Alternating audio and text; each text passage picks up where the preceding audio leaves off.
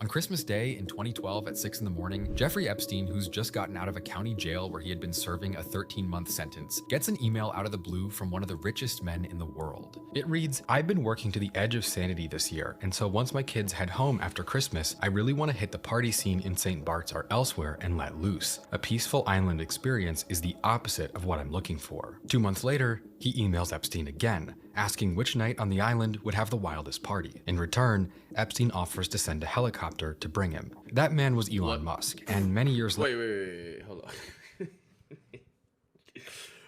Hold on. I'm sorry, I gotta go. What? Let loose. A peaceful island for Christmas. I really want to— I didn't even see that as Elon right there. I've been working to the edge of sanity this year, and so once my kids head home after Christmas, I really want to hit the party scene in St. Bart's or elsewhere and let loose. A peaceful island experience is the opposite of what I'm looking for. Okay, so he said a peaceful island experience. Now, he don't want to sit with his toes in the sand, sun beaming on his pale ass skin, chilling on a fucking lawn chair, belly hanging and shit. He don't want to do those. He wants the opposite. He trying to go crazy. And whatever that means for him, whatever go crazy means on Epstein Island. I don't know what that means in Epstein terminologies. Go crazy. You tell me. 2 months later, he emails Epstein again, asking which night on the island would have the wildest party. In return, Epstein offers to send a helicopter to bring him. That man was Elon Musk, and many years later, now the richest man on Earth, he would tell the world— He's a fucking chud, bro. I hate this nigga, bro. Oh, I wish I would get rid. Publicly, disgustedly, in his own words, Epstein tried to get me to go on his island, and I refused.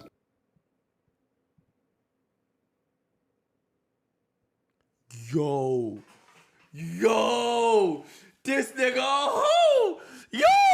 this nigga on Twitter talking about Epstein trying to get him on the island. He was begging, he was feeding. That nigga was feeding.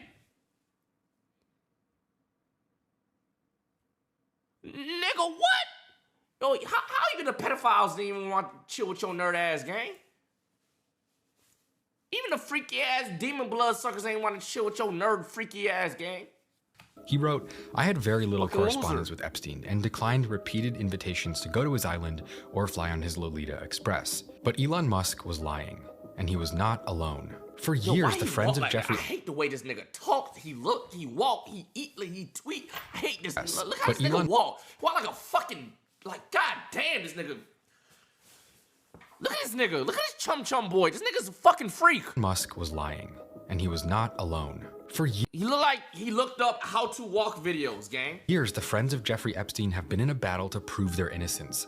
Who had known him only as a rich financier, and who knew his darkest secrets? I never went to the island. I never met any women. And although the time was a mistake, it had nothing to do with that kind of behavior. Who had cut him off after he went to prison the first time, and who came right back to support him after he was released? Who knew exactly what he was and stayed in his inner circle anyway? Did have lunch with him as I was on a boat going across on a family vacation. I have nothing to hide. And so now, with 3.5 million documents from Epstein's personal computer accounts being released to the public, we finally have an answer to all of these questions. And the answer is, almost everyone stayed around him. This video is brought to you by Nebula, the only place where you can watch Mad Kings, my new favorite docuseries that dives deep into the lives of some of the most insane and eccentric leaders of the modern era. So go to nebula.tv on the internet. More about that later. After he was named as a sex offender in front of the whole world the first time, Jeffrey Epstein's life didn't change much at all. There's a reason why the Epstein case is this case that simply will not die. Are you still talking about Jeffrey Epstein? This guy's been talked about for years. Every single time more information is released, the pile of unanswered questions only gets bigger. We now know that the richest man on Earth was begging to visit his island. We know that the former White House legal counsel was flying on his plane, that a former Prime Minister of Israel appears in the files over 4,000 times. But even more important than who stayed is why. This isn't the same as people taking a picture with Epstein 2 times at a New York City party in the early 90s.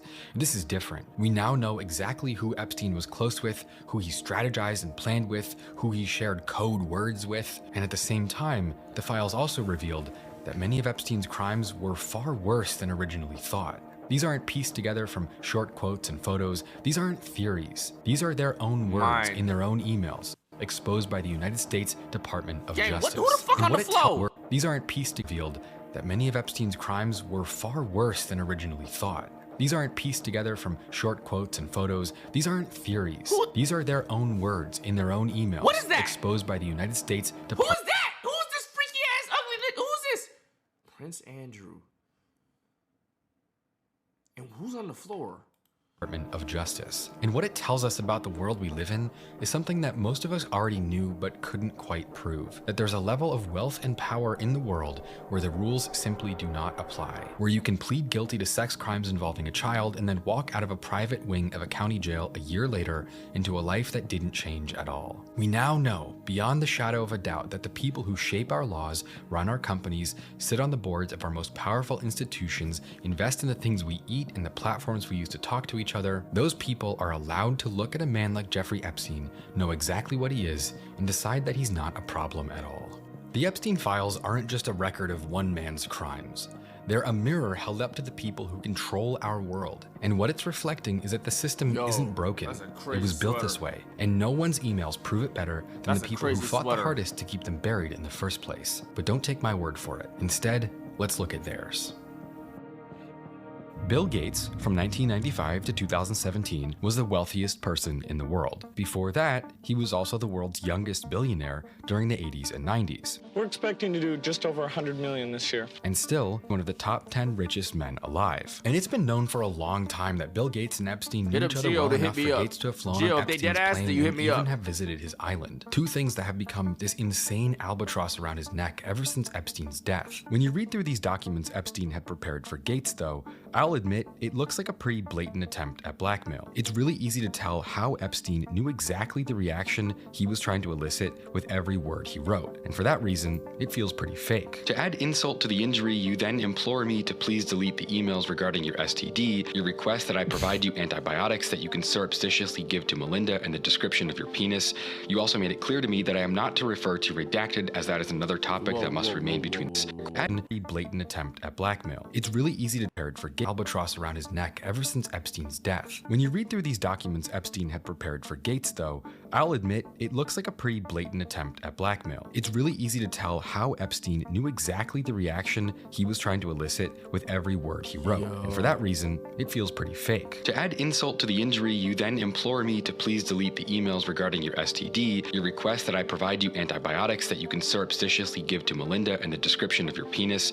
You also made it clear to me that I am not to refer to redacted, as that is another topic that must remain between the two of us, and in return for all these requests, which I would have done without a second thought, I should continue to provide you the same level of service and dedication that I have done so diligently until you are ready to discard me and our friendship. Bill Gates, of course, absolutely denies everything to do with him and Epstein. He has for years, and he still does today. And hey, to be fair to Bill Gates, nothing else in the docs technically corroborates the outlandish claims that Epstein makes in his email. The only problem is that denials only go so far when your own family refuses to stand in your corner. While Bill Gates and his team were outright dismissing the documents as the desperate ramblings of a man who clearly was trying to hold him hostage. I never went to the island, I never met any women, and so, the more that comes out, the more clear it'll be that although the time was a mistake, it had nothing to do with that kind of behavior. Melinda Gates had her own story to tell. In a brand new interview on NPR's Wildcard show, Bill Gates, now ex-wife of 27 years, described the latest Epstein document release as filling her with unbelievable sadness and reminding her of struggles she faced during her marriage. She would say, "I'm able to take my own sadness and look at these young girls and say, my God, how did that happen to them? At least for me, I've been able to move on in life, and I hope there's some justice for those now women." I don't think it would take a chess grandmaster to figure out what she means by that. But Bill Gates is only one person in an ever-growing, seemingly endless list of people who stayed in Epstein's life, shamelessly supporting him for years while they knew he was a pedophile the entire time. But Bill Gates wasn't alone. In fact, when it comes to the full picture of Jeffrey Epstein's social life, this is only the tip of the iceberg. And perhaps nobody illustrates that better than the man who spent 2025 loudly demanding the Epstein files be released, only for their release to reveal his own lies.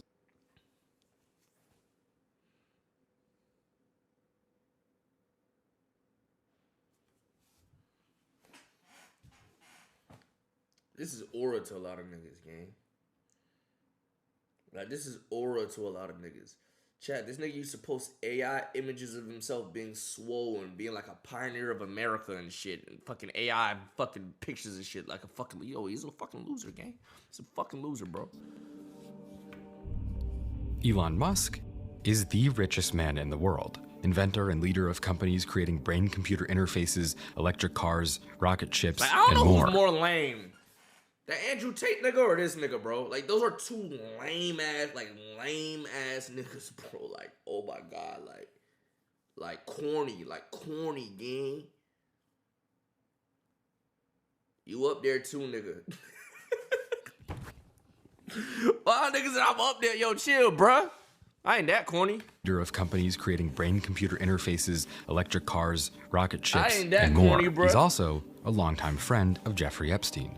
On September 25th, 2012, Epstein writes to Elon Musk, "If you find some time, come visit me on my island in the Caribbean. Bring your friend or friends." Musk replies, "Sounds good. We'll try to make it." For years following his arrest and death, Elon Musk tried death. Me on my October 25th, 2012, Epstein writes to Elon Musk, "If you find some time, come visit me on my island in the Caribbean. Bring your friend or friends." Musk replies, "Sounds good. We'll try to make it." Look at this nigga. I've denied any request to go to the island. I've never wanted to. Ass boy. You're fucking retarded. For years following his arrest and death, Elon Musk tried desperately to distance himself from Jeffrey Epstein. In September of 2025, as the case began to rear its head again, he wrote, "Epstein tried to get me to go on his island and I refused." But as it would turn out, the truth would be nearly the exact opposite of what he had insisted for so long. 2 months after their first interaction, he emails Jeffrey Epstein to ask which day would have the wildest party on his island. He talks about wanting to let loose and have fun, and asks if Epstein has any parties planned because he needs the opposite of a peaceful island experience. In return, Epstein offers to send a What happened to like crazy party experiences being like, yo, you get so drunk like you don't remember the night, like niggas just drunk and turning up to like 7 a.m. I thought that was crazy. I thought that was like, you know what I'm saying? Helicopter to bring him. I thought Another that was, email from the fall of 2013 shows Epstein inviting Musk to Project visit him X. at his house in New York and meet many interesting people around the time of the UN General Assembly, to which Elon Musk responds with a rant about how busy he is. Or a little coke. Before Epstein asks, "Do you think I'm retarded? Just kidding. There's no one over 25 and they're all very cute." What? Assembly, to visit him at his house in New York and meet many interesting people around the time of the UN General Assembly, to which Elon Musk responds with a rant about how busy he is. Before Epstein asks, "Do you think I'm retarded? Just kidding. There's no one over 25 and they're all very cute." Wait, 25 is crazy? No. Wait. I'm thinking, I'm 28. These niggas is in their fucking 30s or 40s. I don't know how, they probably in their 30s at this time. Nobody over 25. You know what type of, imagine you're hearing a party invite, yo, gang. Nobody over 25 here, gang. You're good. They're all cute. Nobody over 25. Yo, what type of fucking, yo, what the fuck? They 50, 60 at this point? Oh, yeah. I don't know how old these niggas is. I ain't gonna lie. Yeah, 50, 60, yeah. Oh, yeah, this is like 2013. That wasn't too long ago. Then, a year later, around Christmas time again, Elon Musk asks if it's a good time to visit the island. Even later on, they would email to coordinate. Elon Musk asks if it's a good time to visit the island. Even later on, they would email to coordinate times for Epstein to come have lunch and tour the SpaceX facilities with Musk, and even after that, they would talk more about Epstein's idea to expand Tesla distribution to Israel. Elon Musk's public reaction to these emails has been one of complete deflection and denial. However, his public statements do contradict what's in the complete deflection. And I think there has to, all these nigga likes gotta be bots, bro. Like, cause nobody really be defending this nigga no more like that. Yet he gets 200,000 likes. But everybody wrote like this. Hell no, nigga. I don't give a fuck. This is his site. He manipulated all them fucking numbers. You know what I'm saying? Action and denial. However, his public statements do contradict what's in the messages. Elon Musk never refused to visit. In fact, he begged for invitations. He coordinated meetings. He invited himself, all while Epstein was a registered file sex offender who just got out of prison 3 years earlier. And here's what should really terrify you. While Elon Musk and Bill Gates may have drawn the most attention, perhaps because their hypocrisy is so shocking, perhaps because of their stature as two of the richest men alive, they are ultimately just a few names out of tens of thousands of very powerful people who continued working and socializing with Epstein even after the whole world knew exactly who and what he was. Peter Attia. Best-selling author, researcher, CBS contributor and ambassador, and investor in rapidly growing protein brand David. Overall, charming celebrity doctor, media personality, known around the world as an expert on aging and longevity. Y'all know this nigga? But when you search his name in the Epstein files, he comes back almost 2,000 times. In June of 2015, 6 years after Epstein got out of prison, Attia writes him an email with the subject, "Got a fresh shipment," with a now redacted image attached. Epstein replies with his own now redacted image. Attia says, "Please why tell is it me." redacted? Why can't they just show the shit? They exposing it. Why don't they just show the shit? Oh, victim. Epstein got out of prison. Got a fresh shipment. It can't be a like bro. No. This it can't be talking about. This can't be a fucking jit here.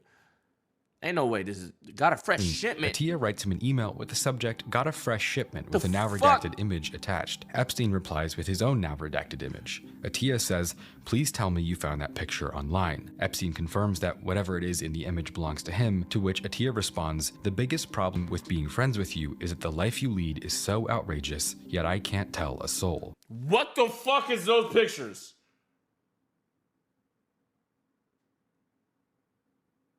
What the fuck?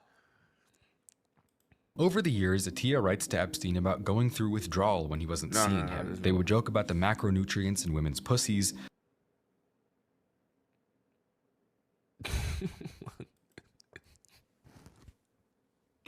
What? Attia would reach out to Epstein and talk about visiting his island. He would write, "Nothing like Little St. James, I bet." Their emails even reveal a dark truth from Attia's personal life. In a book he wrote in 2023, Attia shared that in 2017, he had been so selfishly absorbed with his work while on a trip to New York City that he did not go home to be with his family in California after his infant son had a heart attack, ultimately only returning 10 days after it had happened. Meanwhile, he had been emailing with Epstein to organize a meeting during that same week. Just days after the files were released, Attia wrote in his apology tweet that in November of 2018, he read the Miami Herald investigative article about Epstein and was repulsed and nauseated. But even that was just another lie. In reality, after Epstein's crimes were re-exposed by the Miami Herald in 2018, Attia's correspondence with him only continued, all the way up until the spring of 2019. Just before Epstein was arrested, Attia would continue emailing to check up on him. He would ask how he was doing in the wake of the article's release, making sure he was okay and that he wasn't taking it too hard. Yo, these niggas is demon spawn. These niggas is demon spawn, bro. Clearly, he was not repulsed or nauseated enough to bring their friendship to an end. This is the pattern that emerges from Epstein's emails over and over and over. Prominent, powerful people knew exactly who he was and what he had done, and then they stayed in his circle anyway. That's like Lakari getting exposed, all the streamers like, what the fuck? As soon as he gets unbanned, all the streamers like, yo, hope you good. I hope you know what I'm saying. I hope, but times a million, bro, because whatever the fuck Epstein did was far worse than whatever the fuck Lakari did, gang. Attia is not unique in this. He's not even unusual. Honestly, despite everything I may be able to say about his lies and hypocrisy, he's a pretty minor player. Because the archive reveals dozens of others. Tech billionaires, Oscar-winning filmmakers, people whose names we know, people whose work we're familiar with and consume. And all of them tell the same story. We didn't know, we weren't close, and when we did find out, we cut ties immediately. But all of them are lying through their teeth. And so the question that just keeps coming back is simple. What the hell was in it for them? Why would these people stand alongside someone who was such a huge risk? And why are they lying about it now? And that tells you not just something about Epstein, but about what these people are. These people who run our companies, shape our politics, and build the technology and culture we consume every day. In the spring of 2012, Epstein was planning a trip to Paris, and during an email with a friend, he lets it slip that he's going with Woody. Woody, of course, being the 4-time Academy Award-winning, world-famous film director with 50 movies to his name, Woody Allen. And then, Epstein's friend asks if they're going for the pedophile convention, to which Epstein replies, "I think pedophile is the plural." And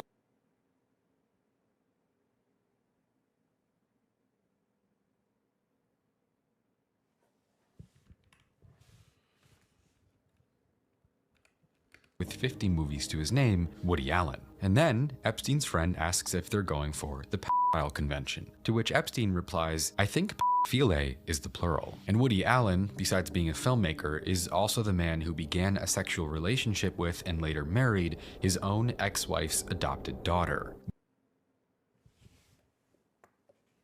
Hang this nigga. What did I just hear? Woody Allen is the plural. That's something my brain hasn't even, like, a thought, like, how is that even? Yo, there's new ways of freakery that I'm hearing every time I watch one of these videos, gang.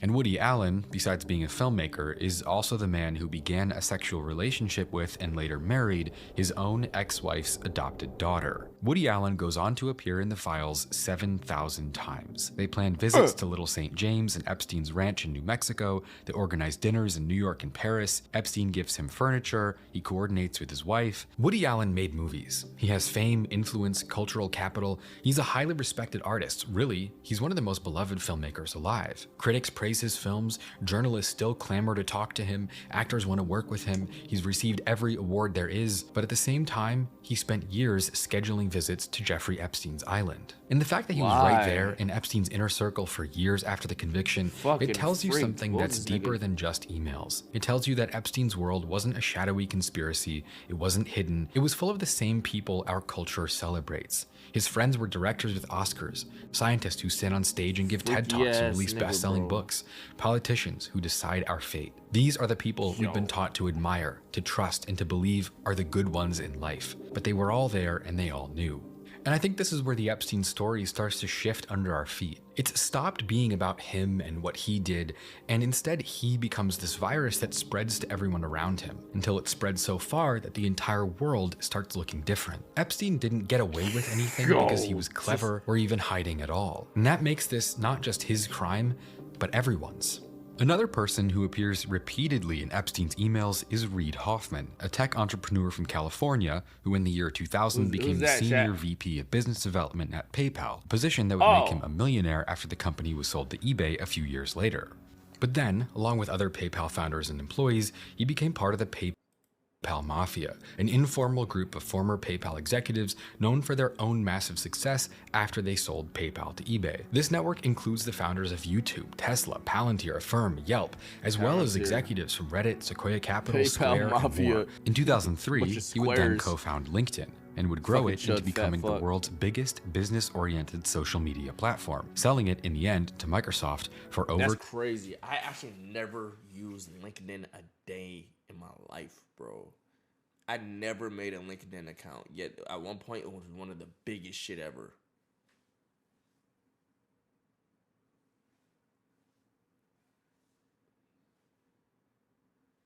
This shit ass. I tried it. It's boring on there. Yo, y'all niggas trying to make a LinkedIn? $25 billion. Like, today, Reid Hoffman sits on the board of directors at Microsoft, as well as having sat on the board at OpenAI for several years, among involvement in various other AI ventures, with a total net worth in the billions. He also happened to blatantly lie to the whole world about the nature of his relationship with Jeffrey Epstein. In 2019, after Epstein was first arrested, Hoffman went on record saying that he only ever met with him for the purpose of fundraising for the MIT Media Lab, where he had a position at the time. But it would turn out that that was not true, and he had in fact had many more meetings with Epstein up until less than a year before his arrest, as well as having visited his island for a weekend. For jobs, you want to say you work at fucking Publix bagging groceries, gang. Another nigga over there, where's that Bed Bath Beyond stocking shit? You don't need LinkedIn, gang. You don't use fucking LinkedIn, nigga. You bag my fucking What are you talking about, nigga? You're not working no hard job, no every other nigga can fucking work, nigga. The fuck up, nigga. Fuck, you ain't no surgeon, nigga. You ain't no podiatrist, nigga. You ain't IT, nigga. You ain't no astronaut, nigga. You're fucking bag groceries, nigga. You stock fucking groceries. You stock shit. You stock items, nigga. You bring people's groceries to their car when they order for pickup, nigga. At the time, but it would turn out that that was not true, and he hadn't— I'm sorry, bro. I'm sorry.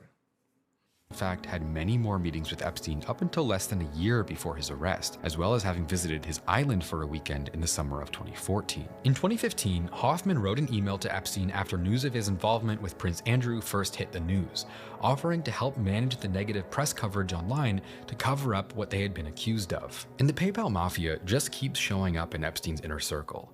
Elon Musk, Reid Hoffman, and now even the company's founder himself, Peter Thiel, who also appears in the Epstein files far more often than he ever admitted on his own. Peter Thiel, after founding and selling PayPal in the early 2000s, became a central figure in Silicon Valley, but not as an entrepreneur himself. Instead, he began a career in venture capital that would be considered by many a form of political investing. He would fund tech companies that disrupted traditional industries, building up a huge portfolio of companies like Airbnb, Uber, Stripe. He was even the first outside investor in Facebook, giving them $500,000 in exchange for 10% of the company in 2005. Meanwhile, he would advocate for libertarian politics on the side, giving big donations to figures like Ron Paul and more. But over the years, Peter Thiel's political perspectives shifted dramatically, generating skeptical media attention and a variety of questions around the nature of his influence ever since.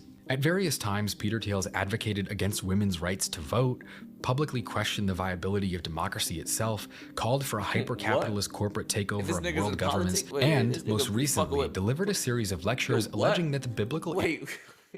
Yeah, hold on. Generally speaking, what is someone's reason in 2026 be like to question the woman's right to vote? Like what is their logic behind it? What would their logic be? And this nigga is fucking... He looks soulless, gang. This nigga doesn't have a fucking soul, gang. His face is melting off his skeleton. Look at this shit. Look at his fucking face, gang. Of world governments, and most recently delivered a series of lectures alleging that the biblical Antichrist is publicly emerging right now in the real world from the movement for environmental conservation. Perhaps most notably, though, the one exception to his career of mostly investing and advocating would be, of course, his second company, Palantir. Now worth over $300 billion, Palantir specializes in building intelligence tools for military and police use, and has been identified by many as essentially operating like a private surveillance state. And Peter Thiel appears in the Epstein files over 2,000 times, with records showing various lunch events, meetings, and visits throughout the 2010s. And while Peter Thiel would say that his interactions with Epstein were purely a product of Epstein being a, quote, crazed networker, records that emerged later would tell a completely different story. Because by 2015, Peter Thiel... What you got to do with Epstein? You got your tech shit, you got your money, you got your bread. Now, what would be your reasons to be linking up with this nigga? Tell me, let me find out, tell me. And Jeffrey Epstein were literally doing business together. In 2015 and 2016, Epstein invested a total of $40 million in Valor Ventures, a venture capital firm that Thiel had... Chat. 40, we gotta... How we gonna get to this paper, chat? How we gonna get to this cheese? How we gonna get to this cheese, chat? Like, 40 M's. YG Cartel. Co-founded for funding tech companies outside the typical Silicon Valley bubble. Around that same time, Epstein began pitching that Thiel's funds should invest in an Israeli software company called Carbine that was making emergency communication apps, and they would invest tens of millions of dollars. And in addition to that, the Epstein files revealed that there would be dozens more meetings between Peter Thiel and Jeff Epstein, showing There's a rumor that he funds and is behind clavicular. Hey, wait, hold on. Clavicular dropped the trailer for him going live for a month. Teaching you all the bone mashing and look smacks and tricks and shit. On some comp shit.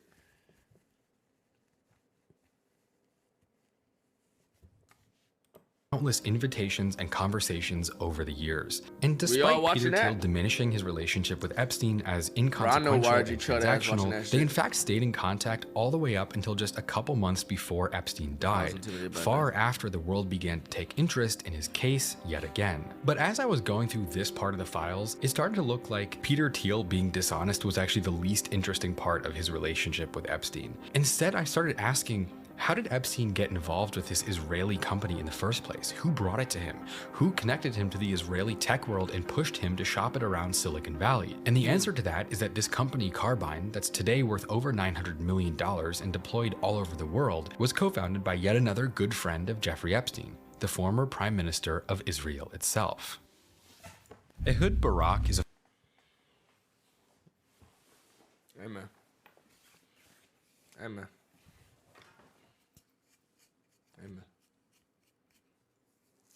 Amen. Let's get into it now. Amen. former general in the IDF who was active in Israeli national politics from the late 90s. Ehud Barak is the former prime minister of Israel itself.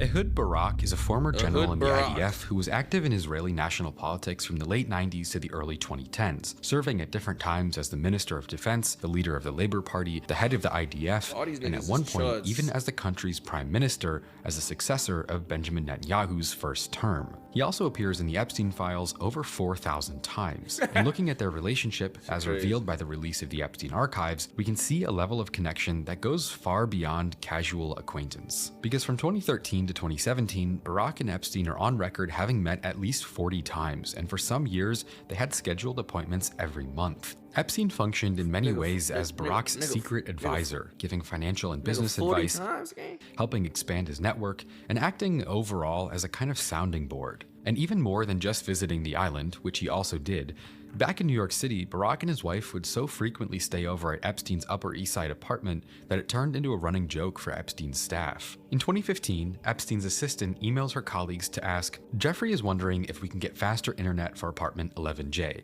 Ehud is requesting it. Looks like this is slowly becoming his apartment."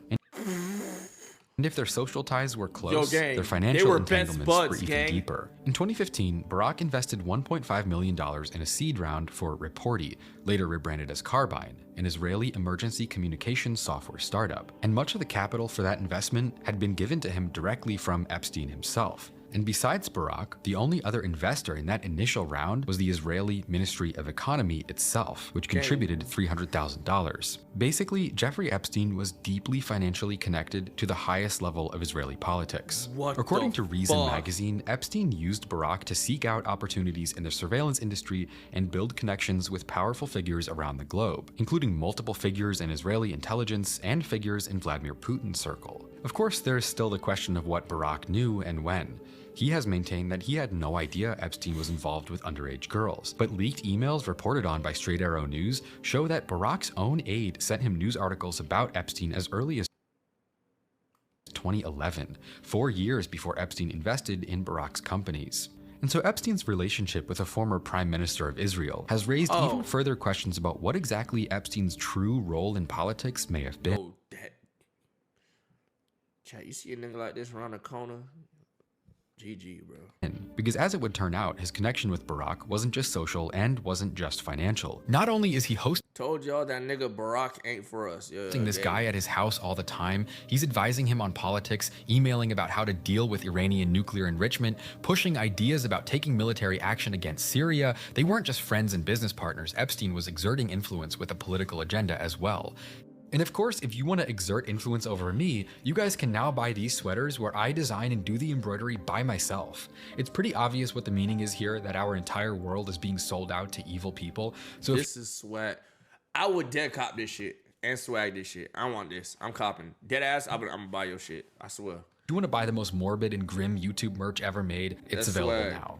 It's actually really high quality. The sweatshirts are super solid. They're made with American cotton. Plus, again, the embroidery is done on location at my studio. And there's free shipping inside the US for everyone. He probably made so much money. This nigga probably made, oh my God. That plug was deep. Yo, this is probably the most money he's ever made in his life, right here. This video revenue plus the sales on this shirt, GG. Everybody. So you can check out spiritworld.store to support the channel, or click below, whatever it is, cop a really nice shirt at the same time. So if you check out spiritworld.store, you can support the channel, get free shipping for a really nice sweatshirt that's hand embroidered by me at my studio. It helps me keep making these types of videos, and you get something really nice in return at the same time. That shit with That's some spiritworld.store. Link is below, or there's all sorts of boxes everywhere you can click if you want to buy this sweater and all the really other cool stuff we have on the website. But it doesn't just stop at Ehud Barak. Honestly, he's just the beginning. Howard Lutnick is an American billionaire businessman and now also the United States Secretary of Commerce, a job in the top 10 of the presidential line of succession that's responsible for advising the president on all matters relating to American business and industry. He's also former neighbors with Jeffrey Epstein for many years. And in October of 2025, as the Epstein case began to ramp up once more, Lutnick would vow in public that he had, in fact, never spoken to or met Epstein after one time in 2005. He even told a story to support his claim. According to an October 2025 interview with the New York Post, Lutnick said that he had cut ties with Epstein in 2005 when they were neighbors in New York. Lutnick explained to the newspaper that Epstein had given him and his wife a tour of his Manhattan townhouse, where he showed off his massage room. Lutnick said that he said to him, "Massage table in the middle of the house? How often do you have a massage?" Lutnick told the Post that Epstein said to him he got a massage every day, and then, getting really close to him, told him he gets the right kind of massage. Lutnick told the Post that after leaving Epstein's house, in the 6 to 8 steps it took to get from his house to my house, he and his wife decided that he would never be in the room with that disgusting person ever again. Higher or lower, they're about to show Carfax of the opposite, about how everything he's saying right now is cap. And how, like, he did link with this nigga other times and it spoke to this nigga. Or maybe not, I could be wrong. Although, in reality, the newly released files showed that Howard Lutnick had lied. In 2012, he also brought his wife and children to Epstein's Island for what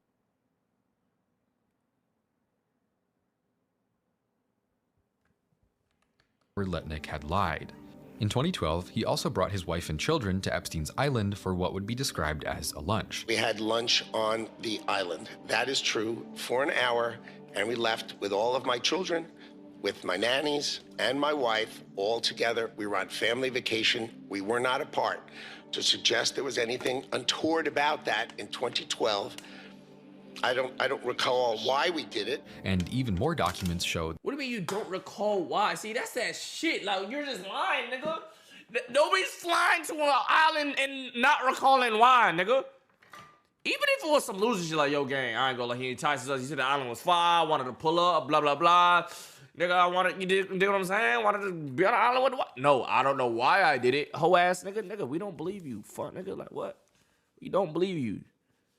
What do you mean you don't recall why? That they were actually in business together as well. Lutnick and Epstein each signed on behalf of LLCs that agreed on December 28, 2012 to acquire stakes in a now shuttered advertising company called AdFin.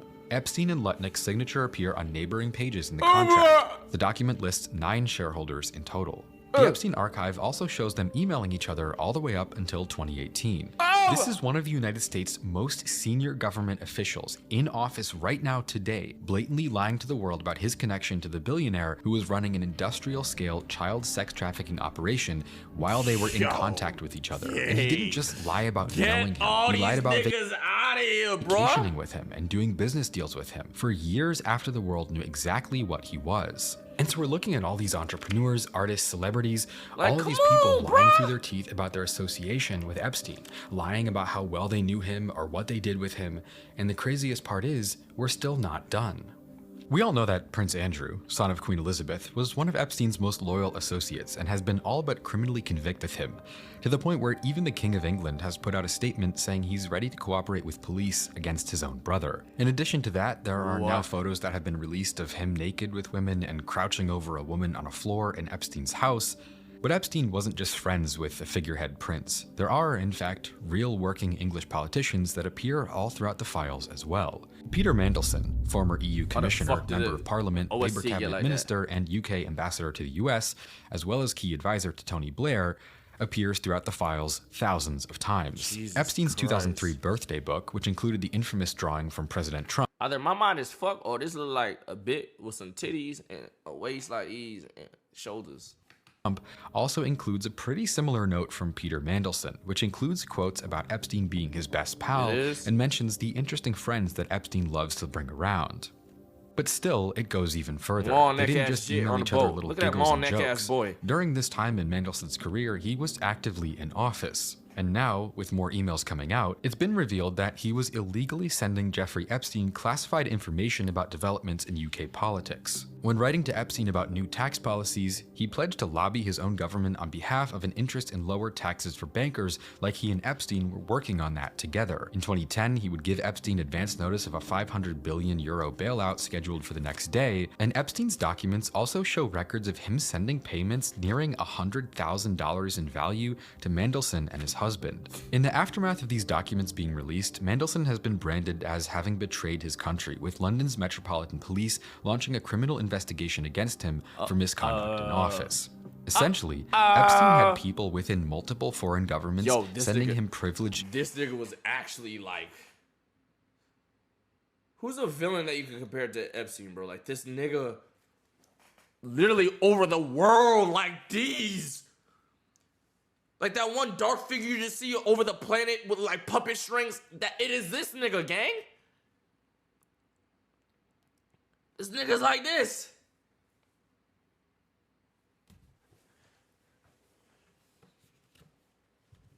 Information. A disgraced former prime minister of Israel, using Epstein as a shadow diplomat and a fixer across three continents. A sitting British cabinet minister leaking classified economic intelligence to him during the worst financial crisis in Britain's modern history. These are not the relationships of a socialite. These are the relationships of a man who operated at the intersection of money, intelligence, and power. And somehow, it still goes even deeper than that. Ariane de Rothschild, having married into the Rothschild family in the 1990s, is a French banker and current CEO of the Edmond de Rothschild Group, an offshoot of the Rothschild family dynasty that for centuries has dominated banking across Europe, establishing itself as the most influential family-controlled financial institution in the world. Ariane herself is worth an estimated $5 billion, and despite maintaining that she only knew Epstein in the context of her normal work duties, documents revealed that she in fact held dozens of personal meetings with him between 2013 and 2019, paid him a $25 million consulting contract, and also helped him find assistants, which according to many outlets is a code word for prostitutes. There are many assistants. Paid him a $25 million consulting contract, and also helped him find assistants. Good luck today. Let's get this closed. Have Kathy meet with David and his people. Review Rockefeller. Hire asset woman. Do we use DOJ and his harsh language to remove Benjamin? Begin family plans. Which according to many outlets is a code word for prostitutes. There are many other people in positions of power who appear in the Epstein files and add their own pieces to the puzzle. Catherine Rumler is an attorney who, following a decorated career as a federal prosecutor involved in convicting the Enron executives in the early 2000s, served for a while as White House counsel, the White House's personal lawyer, under the Barack Obama presidency. Today, she's the chief legal officer at Goldman Sachs. Essentially, she's one of the most powerful lawyers in the world. And when you search her name in the Epstein files, you'll find her corresponding with Epstein dozens of times, years after his conviction, years after he was a registered sex offender, years after everyone knew what he had done. Their emails, many of which were sent while she was working under the Obama administration, show Epstein arranging for her to fly on his plane, visit his island. It shows him sending her many tens of thousands of dollars worth of gifts, making jokes about his penis together. This is a former top thousands of dollars worth of gifts, making jokes about his penis. And pressure goes two ways. Gotta use some peace with respect to all his legal shit is important to me.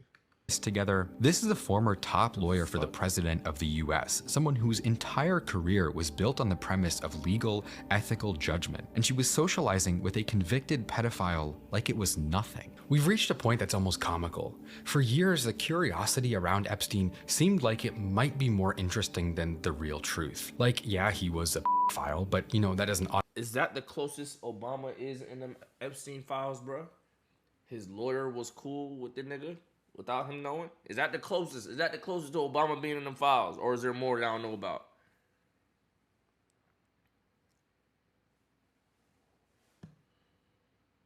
I think they hate... automatically mean he was running a secret file cabal of baby-killing billionaire freaks, but then his emails came out, and the truth is literally... Was Obama talking with this nigga? insane than what people actually imagined in the first place. There's Obama in them an files. almost surreal level of evil. There are things in here that people wouldn't have even made up, like the Rothschild family having Epstein on a retainer, like him talking about being at a pedophile convention with Woody Allen. It just goes on and doesn't stop. Researching this video felt like trying to drink an ocean. Every time I thought Obama I is a found bad every person too. Look, every fucking president is, I ain't gonna lie, on some bullshit. But it was Obama a fucking baby drinking pedophile fucking, that's what I'm trying to figure out, gang. This video felt like trying to drink an ocean.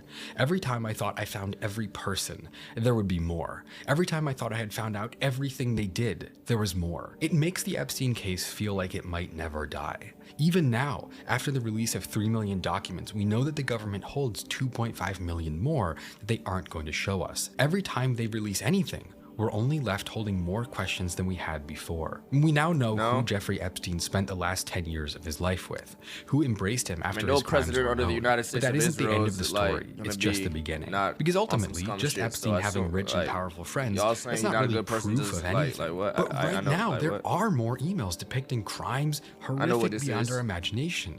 Emails that reveal things about our world that are beyond what we thought was possible. There are records available right now that show that the truth about Epstein is far darker than what we had originally even feared.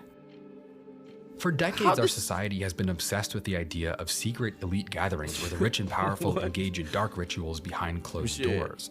Stanley Kubrick's Eyes Wide Shut, released in 1999, just weeks after his death, depicted masked aristocrats conducting occult sexual ceremonies in mansions, and we saw it as an exaggerated metaphor, a filmmaker's dream about wealth and depravity pushed to the nightmarish extreme for the sake of storytelling. But now, there's this huge cultural resurgence around the movie because the Epstein files have made it impossible to see things like this as just movies anymore. That's a fact. The masked parties, the trafficked women, the implication that anyone who looks too close will be silenced, the idea that the real world operates on a set of rules that ordinary people are never allowed to see.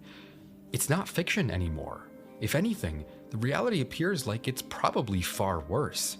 In Eyes Wide Shut, the movie shows one night in one mansion with one group of people, but the Epstein archives show us a system spanning decades, continents, and virtually every pillar of power in the Western world.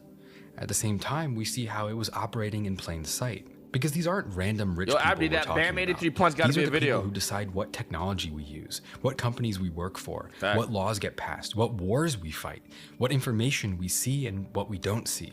The Secretary of Commerce, the richest man on earth, the founder of LinkedIn, the people building the AI that's going to shape the next century, the people who advise presidents and prime ministers. This is the elite of the elite. There is no one higher than this. And look, I get it. The government's been telling us for years that there's nothing to see here, that the conspiracies are overblown, that Epstein was just one sick criminal and Maxwell was his only accomplice. The DOJ says they found no co-conspirators. Officials insist that every wild theory or accusation is just paranoia. But then you keep reading and you find an email from a billionaire in Dubai that says, "I loved the torture video." Then another one is full of redacted images with the caption age 11. Then there's another.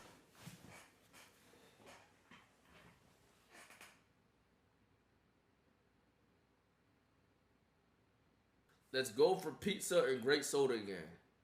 No one else can understand. What the fuck do grape soda mean? I knew there's a reason why I never really liked grape soda, nigga. And why tacos is better than pizza. What the fuck does grape soda stand for, gang?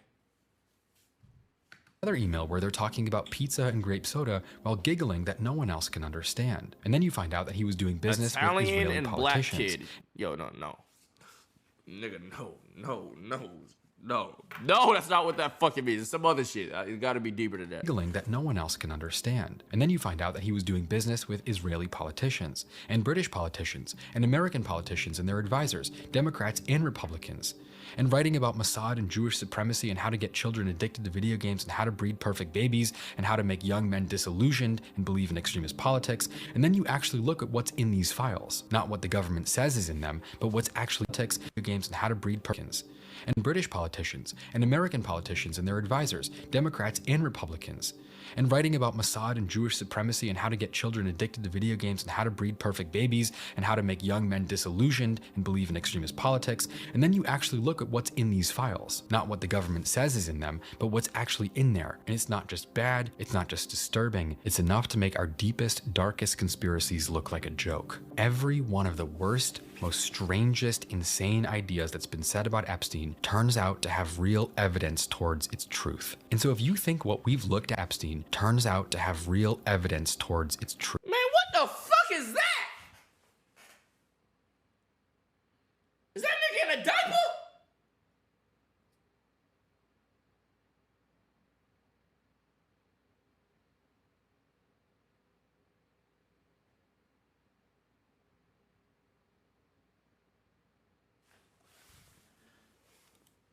And so if you think what we've looked at so far is disturbing, if you think the list of rich, influential people who stayed around Epstein after they knew what he was is horrifying, we haven't even gotten to the bad part yet. What we need to understand now is what they were doing, what Epstein's purpose was, why he was so valuable that the most powerful people on Earth couldn't walk away, why the government let him operate for decades, why his network reached into intelligence agencies and political movements, and why all of this was allowed to happen in plain sight. Because this is how our world really works. This is the level of wealth and power where the rules do not apply. For decades, our society has been obsessed with the darkness of the upper levels of power.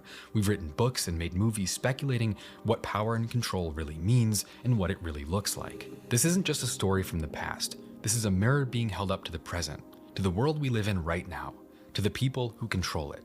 And it's going to make you sick.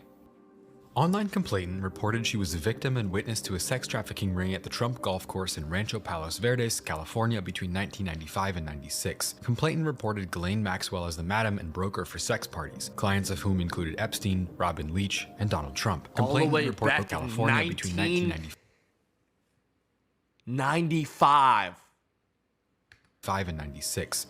Robin Leach reported Ghislaine Maxwell as the madam and broker for sex parties, clients of whom included Epstein, Robin Leach, and Donald Trump. Complainant reported participating in orgies and that some girls went missing, rumored to have been murdered and buried at the facility. Complainant reported being threatened by Trump's then head of security that if she ever talked of what went on there or who she saw, she would end up as fertilizer for the back 9 holes like the other cunt.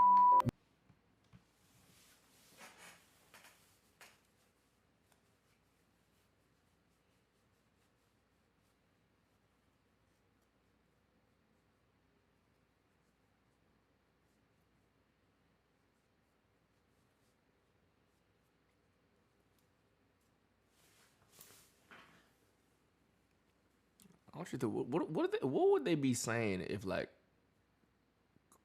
Kamala had these accusations and some shit, or Obama or some shit? What would they be like? What would they like really? Even if like, what would they be like? What would they be saying, gang?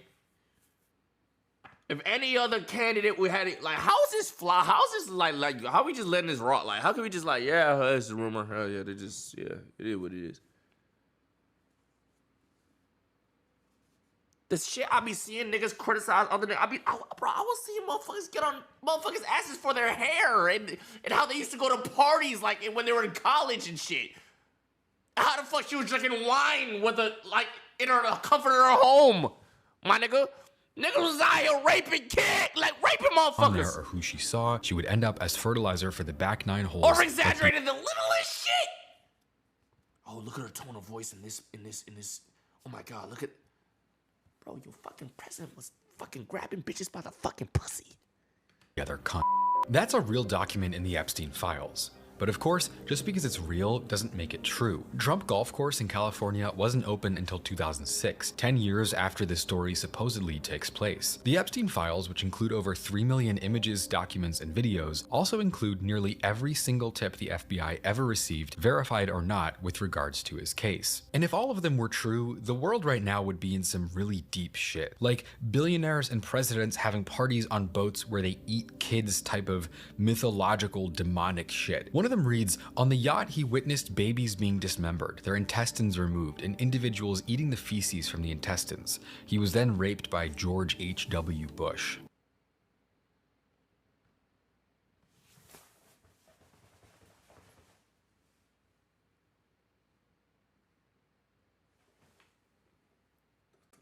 What the fuck?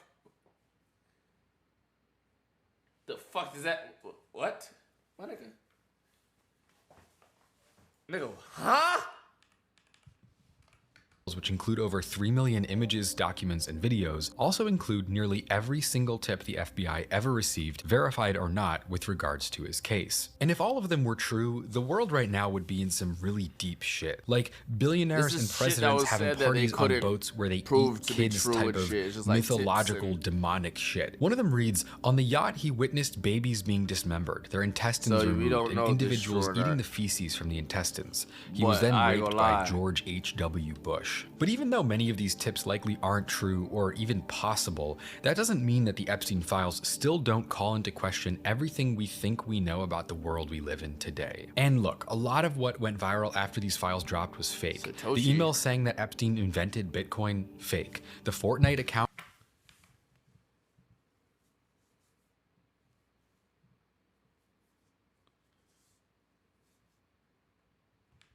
we think we know about the world we live in today. And look, a lot of what went viral after these files dropped was fake. The email saying that Epstein invented... You know they said Satoshi is the founder of Bitcoin, and nobody to this day could find out who the fuck Satoshi is, gang. We've never seen his... You feel me? Nobody's ever seen him. They don't know what he looked like, what his real name is, or nothing. How in this world, this climate, nobody's able to figure out who, like, it's Rakai. Still don't call into question everything we think we know about the world we live in today. And look, a lot of what went viral after these files dropped was fake. The email saying that Epstein invented Bitcoin, fake. The Fortnite account supposedly proving he was alive in Israel playing video games on his Xbox all day, fake. AI generated photos of politicians, unfortunately fake. People lost their minds over a bank account that they thought Epstein named after an ancient Jewish demon, but it ended up being a computer glitch. It was supposed to say balance. And this stuff is crazy and it generates headlines, but at the same time, it buries the truth under a mountain of noise. Because you don't need crackhead stories about burying girls under a golf course to see that the truth is ultimately even more horrifying. And that's why I'm telling you, a lot of people, when they hear these conspiracy theory shit, a lot of it, they just heard over the years, heard a lot of fluff and the bullshit. When the real shit actually comes out and the real shit actually sounds just as crazy, they're like, I've been hearing conspiracy theories for years, and they all, you dig what I'm saying? That's why. Than anything that anyone could have made up. We don't need niggas making shit up. The truth is bad enough, On September 22nd, 2016, Jeffrey Epstein receives an email with redacted images attached, sent just minutes apart. One is labeled pussy, one is labeled girls, and one is labeled age 11. That's not a conspiracy theory. That's not an anonymous tip from someone who's requesting Bitcoin to prove the truth. Pussy. These are real emails that Epstein was getting and sending, exposed by the US Department of Justice. But before 2025, the case against Jeffrey Epstein, at least in the public eye, was built primarily on suspicion. The idea that Jeffrey Epstein was part of something much bigger than himself and that other people were involved, it came from two facts. Number one, Jeffrey Epstein was rich, a pedophile, and had a ton of powerful friends. And number two, he was found dead in a jail cell under suspicious circumstances. That alone is something where you don't need to be crazy to hear it and think something's wrong. In fact, you might be crazy if you hear that and don't think something was wrong. And so as a result, in the last couple of years, even though the historical, political, legal narrative was that Epstein worked alone and didn't leave any footprints behind, he still became this symbol of everything wrong with our society. Epstein came to represent corruption, specifically the idea that people at the top of society play by a completely different set of rules than the rest of us. That not only did he get away with crimes against humanity under everyone's noses for decades, but before he could even be forced to answer for what he had done,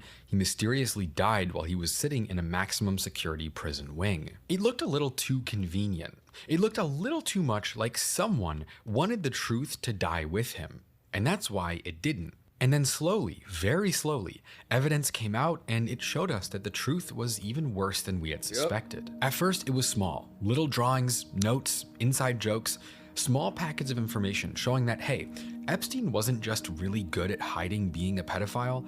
Everyone around him knew it and they didn't care. And then finally, after years of pressure, 3 million documents from Epstein's computers were released and revealed that it wasn't the case that Epstein ever got away with anything. In reality, he didn't just get away with the crimes he had committed in the first place. He was allowed to keep going and make friends with the world billionaires, politicians, and thinkers all at the same time. On Friday, April 24th, 2009, Epstein, still in prison after his 2008 conviction of prostituting minors, emails a friend to say, "Where are you? Are you okay? I loved the torture video." That email would be revealed to have been sent to none other than Sultan Ahmed bin Sulayem, CEO of a shipping company called DP World that handles over 70 million shipping containers annually, roughly 10% of shipping traffic in the entire world. His brother, Mohammed bin Sulayem, is president of the FIA, the governing body of Formula One car racing. Bin Sulayem also spent years on the board for the Sovereign Wealth Fund in the UAE and is a landowner in Dubai's Palm Islands. He's one of the most powerful and richest people in all of Dubai. But it goes, of course, even deeper than just emailing each other about torture videos. In 2016, the larger island neighboring Epstein's Little St. James, Great St. James, went up for sale, and Epstein, having already had his bids denied while trying to buy it in the past on account of being a sex offender, made a holding company in Sulayem's name to purchase the island for $22 million. Other emails between them involve sharing links to porn videos and discussing politics. At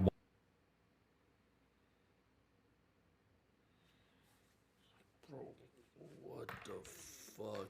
other emails between How do you even meet these foreign niggas and even get on that freaky timing with them niggas? So you just meet one of these niggas and just start sharing fucking cock and ball torture videos? Between them involve sharing links to porn videos.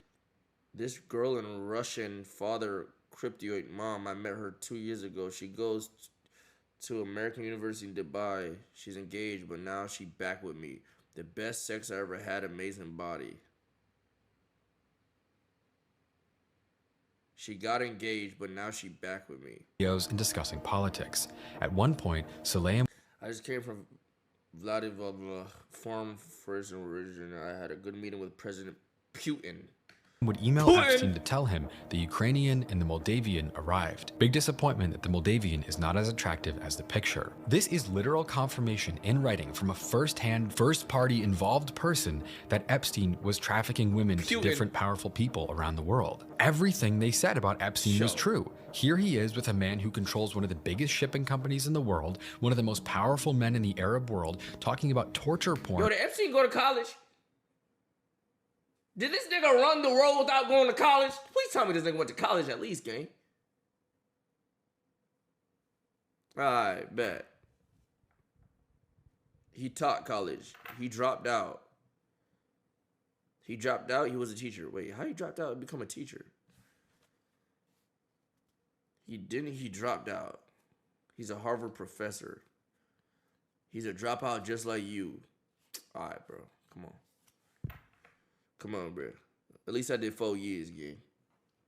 World. Everything they said about Epstein was true. Here he is with a man who controls one of the biggest shipping companies in the world, one of the most powerful men in the Arab world, talking about torture porn while he's in prison, sending him prostitutes and getting him to help him buy more islands. Epstein was exactly who they said he was. He was doing horrific, disgusting shit with people who sit at the highest level of power and influence in the world. And the more you read, the worse and worse it gets. In 2014, someone writes to him, "Thank you for a fun night.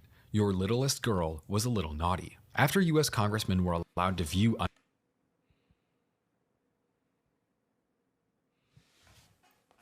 Listen, I've had many experiences with, you know what I'm saying, in my past before I became asexual.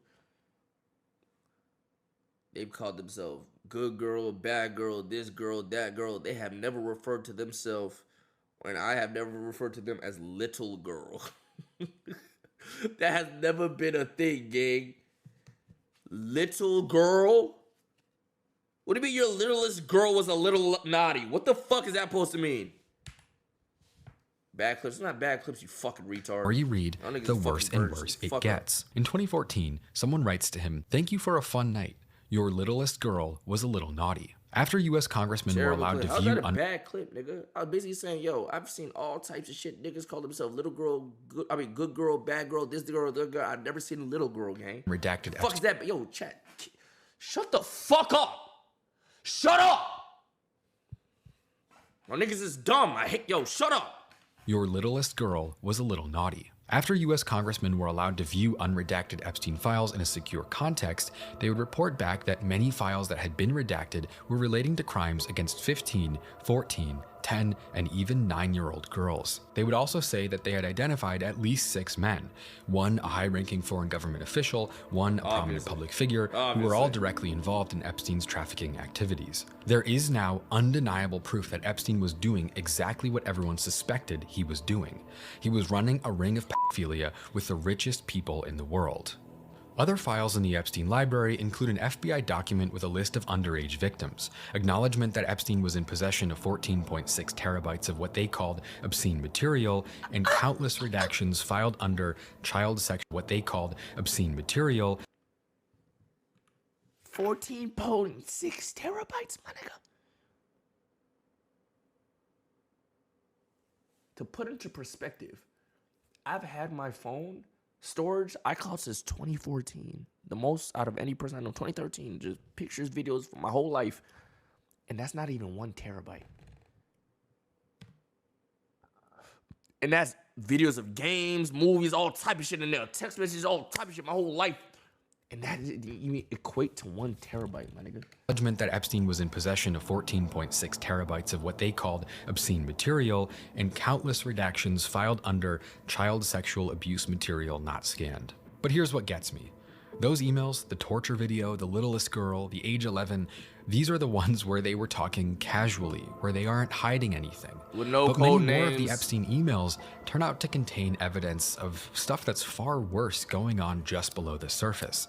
Something that, again, was before considered a nightmare too disgusting to even be possible. In 2016, just before Donald Trump won the presidency, a conspiracy theory alleging that prominent Democrat politicians were running a human trafficking operation using seemingly normal food-related words like pizza, pasta, and cheese as code for activities linked to child sexual abuse and human trafficking went viral. Following that, people became convinced that Comet Ping Pong, a pizza restaurant in Washington, D.C., was a meeting ground for the satanic ritual abuse that these politicians were allegedly engaged in. The story eventually attracted mainstream media attention, and within a couple of weeks, a 28-year-old man from North Carolina traveled up to DC and began firing an AR-15 at the restaurant, among other violent incidents. In the end, no substantial evidence of the Pizzagate story was ever produced, and the conspiracy is mostly remembered as being a product of the mentally unstable far right. The craziest fake news of all is something called Pizzagate.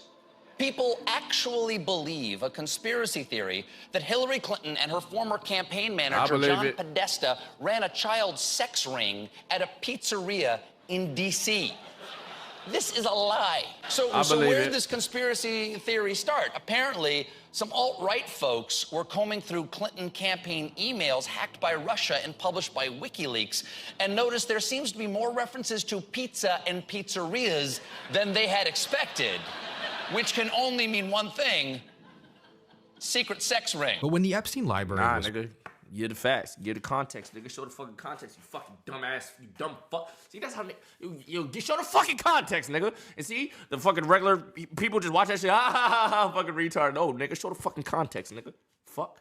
Which can only mean one thing: secret sex ring. But when the Epstein library was released, something strange happened. Because buried in these millions of emails across years of correspondence with countless different people, Epstein and the people around him were essentially speaking in a way that is exactly like what Pizzagate had described. Code. And it's in there over and over again. It's code, the word pizza gang. itself appears in the Epstein files over 900 times, with countless examples that make it clear they weren't actually talking about food. One email reads, Chat, type pizza in your phone and your messages right now. How many searches come up? Oh, does it tell you the number? Fuck. 3. Wait, is there a way to tell you, like, how many? You dig what I'm saying? Oh, does it tell you? Niggas typing numbers, you fucking liar. Y'all some liars. I lost my phone. Nigga, you're on it typing in my chat right now, this is better than a Chinese cookie. Let's go for pizza and grape soda food. One email reads, this is better than a Chinese cookie. Oh my God, what if the food was like, oh my God. What if they were talking like that? What if Chinese cookies a little Asian jit? Pizza's a little Italian jit? Grape soda's a little black jit?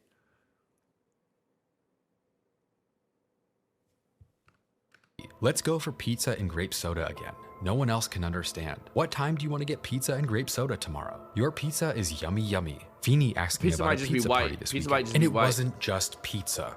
Epstein's staff would receive instructions using air quotes around all sorts of words that J.E. has confirmed he would like you to serve snacks at 8 p.m. clearly had alternate meetings. J.E. has confirmed he would like you to serve snacks at 8 p.m. on Tuesday. Jabor would like to come see Jeffrey today at 1 p.m. He wants snacks. Can you be in charge of snacks? I asked if he wanted lunch and he said no, snacks. What does that mean, bro? That can't be drugs. Come on, what else could that mean? They ain't talking drugs, nigga. What do you think the lunch means? What do you think the lunch means? What does lunch mean here? Lunch equal adult? Then what is dinner? Snacks, can you be in charge of snacks? I asked if he wanted lunch and he said no, snacks. They're literally distinguishing between the real word and the code word in the same email. The person writing this knows that snacks doesn't mean snacks. They literally clarify that they aren't talking about lunch. Of course, I'm not necessarily saying that Pizzagate was true. I don't really believe that there were people trafficking little kids out of the basement of a pizza shop. Bro, you know what we're saying. You know the what politicians that were accused of being involved in Pizzagate are mentioned in the Epstein files at all. But the core idea, this idea that the historical narrative decided was a joke. They're speaking in code people with pizza involved and in shit systemic abuse of children were communicating using words for food as a code. That wasn't crazy at all. In fact, it's exactly what was happening. It's just back then, 10 years ago, they didn't really get right who was doing it. And pizza is far from the only word that gives credibility to this theory. In fact, there are others that are way more suspicious. I'll be sending fresh muffins. For example, Epstein and his staff spend hours talking about his obsession with jerky, how they have to bring it on planes and fly it around the world just to make sure he has enough. Why would someone in Epstein's position in life, with his money, his status, and his schedule, have time to obsess over beef jerky for hours every week? Why are there emails? Jay is thinking of having wheels sup Thursday to Zora at 12 p.m. Just so you know, for planning of plain snacks, steak, and white tuna. Where Epstein is asking people on his staff how to deal with the frozen white tuna. Jeffrey Epstein was a billionaire. Billionaires are not sitting around worried about how to manage the contents of the dozen different refrigerators at their 6 different homes. This is a moment where you have to remember the story of Jean-Luc Brunel, the French modeling agent who received millions of dollars from Jeffrey Epstein in 2004 to pay for the launch of a new modeling agency that would go on to run campaigns for some of the biggest retailers in the world, from Nordstrom to Target and Sears and more, while at the same time Epstein would be quoted as saying he had slept with over 1,000 of Brunel's girls, having had girls from the agency flown to his houses and island from all over the world. American authorities would go on to call Brunel a co-conspirator of Epstein, and he ultimately went into hiding after Epstein's death in 2019 before being arrested by French National Police in Paris and hanging himself before he could stand trial. Seeing Epstein write about moving jerky around the world on planes, worrying about where to put all of his frozen white tuna, planning pizza parties with other elites, it's hard not to connect these dots. Sometimes they didn't hide what they were doing at all. In 2019, on February 14th, Epstein gets an email that says, "The kid couldn't have done bikini wax because her hairs are too short." Next time, "Sir, I'm already at the dentist, waiting for the kid." Then there was the dentist. In Epstein's emails, the dentist is mentioned almost 2,000 times. He writes about sending other people to the dentist in New York. There was a dentist room on his island featuring masks resembling his friends across the walls. Yo, what the fuck is this, gang? What the fuck? In one email, he writes to someone telling them to send $20,000 to the dentist for redacted. There are emails where Epstein show the redacted, you 20,000. Why do we redact this? $1,000 to the dentist for redacted. There are emails where Epstein is complaining about a dentist breaking someone's jaw. You think so, bro? 100%. So all the time they redact is a victim, gang? No way, bro. For redacted, there are emails. Blank was total waste again of my time. Blank not sure why you continue to do such bad work. Her whoa, yo, that is a victim. That is for sure. This one is a victim. What the fuck? telling them to send $20,000 to the dentist for redacted. There are emails where Epstein is complaining about a dentist breaking someone's jaw, and emails back to him about a nurse piercing someone's genitals and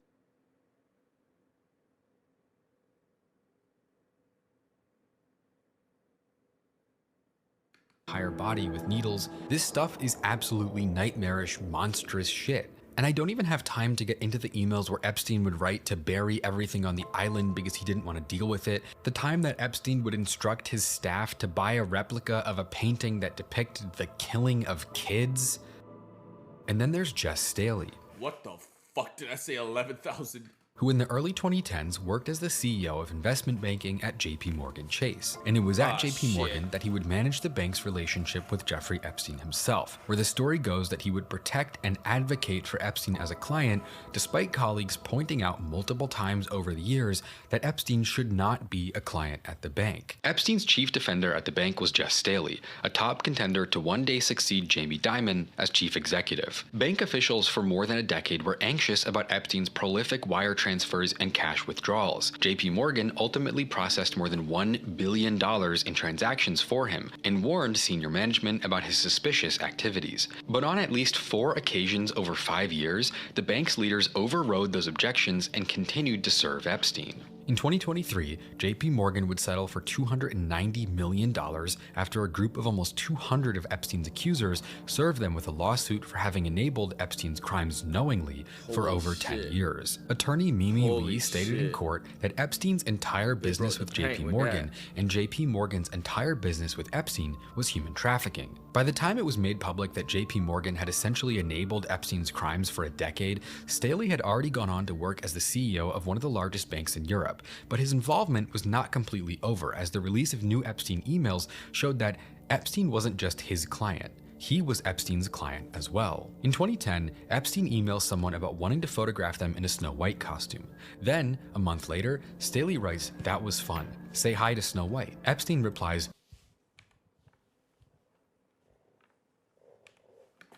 in 2010, Epstein emails someone about wanting to photograph them in a Snow White costume. Then, a month later, Staley writes, "That was fun. Say hi to Snow White." Epstein replies, "What character do you want next?" Staley says, "Beauty and the Beast."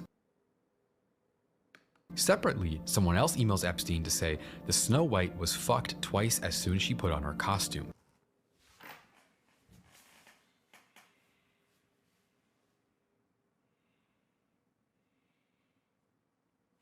You know that feeling you get after you bust a nut chat of just disgust and regret and like, yo, I gotta go do this. You just X out everything. Brr. What do these niggas get? Do they see how this do they feel anything? Are they like, yo, I'm a fucking, yo, like, do they not get that feeling, my nigga?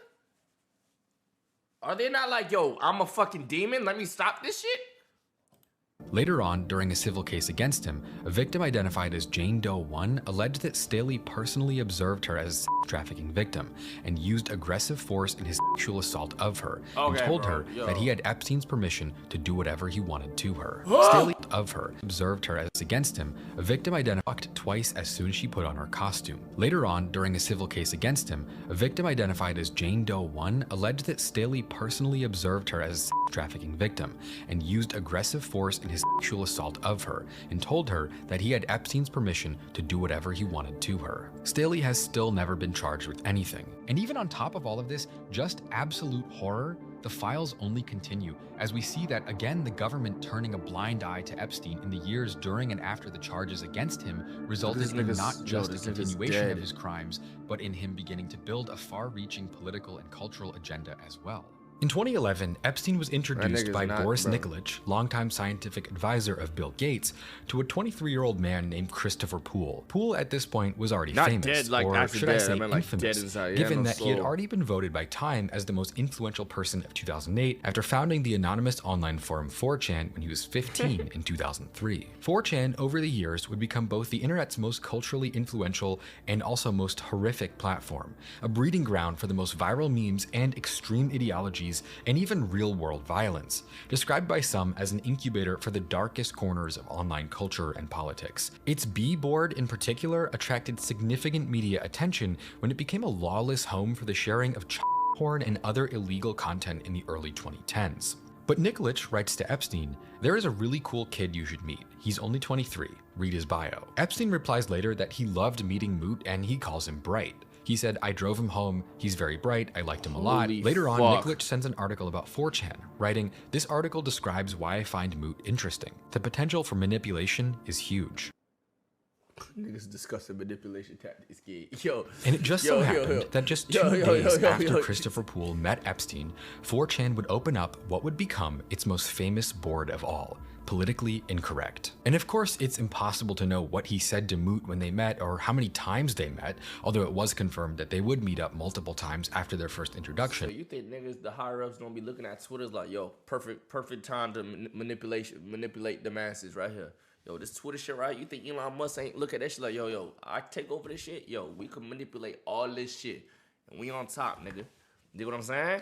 But either way, the bro. timing of that initial meeting is curious, because Politically Incorrect, or POL for short, after being launched in October of 2011, would quickly become known as a home for anti-Semitism, white nationalism, and even as the ideological origin point for a number of high-profile mass shootings around the world. And it didn't stop there.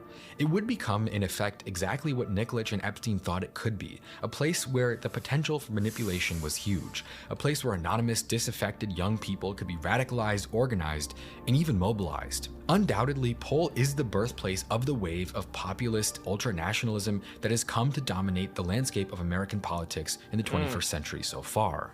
And over time, POL's potency and influence has become so large that, considering its destabilizing effect on American politics as possibly the project of an intelligence agency, has been impossible to ignore. Over the years, various pieces of evidence with things like IP leaks showing a huge overrepresentation of users in Israel, it's given credence to the idea that the CIA, the IDF, or the FSB, or something else entirely may have manipulated or even originated the rise of the alt-right in the early 2010s completely on purpose. And Jeffrey Epstein was there at the beginning. And that may just be a coincidence. But it might also be a coincidence in the same way that having a multi-billionaire write 900 emails about ordering cheese pizza for him and his friends while they giggle about no one else understanding their code words is just a coincidence. But if we're being honest, 4chan, for all of its outsized cultural influence and Epstein's strange involvement, that may have still just been a relatively minor curiosity in Epstein's world. Moot for yo, Clav, just stick to bone mashing and doing all them, you dig what I'm saying? Don't stay away from them racist ass niggas, gang. Just stick to that other shit you be doing, bro. From 4chan is not the only online political personality Epstein would meet with. Steve Bannon is the former chairman of Breitbart News. He was the chief strategist in Donald Trump's White House in 2017. At one point, he was also the vice president of Cambridge. Them all right niggas not gonna get you no more hoes, gang. Your goal is to get hoes and look sexy, right? Keep bone mashing and sticking to them niggas. You don't gotta stick with them racist ass loser ass. They get no pussy. They get no bitches, nigga.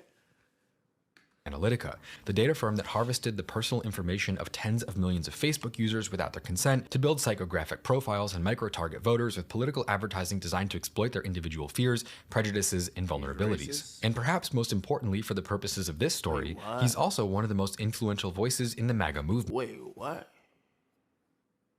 That nigga be on some racist shit? Oh no, yeah, yo, gang, look, all these fucking get all these plants, yo, gang.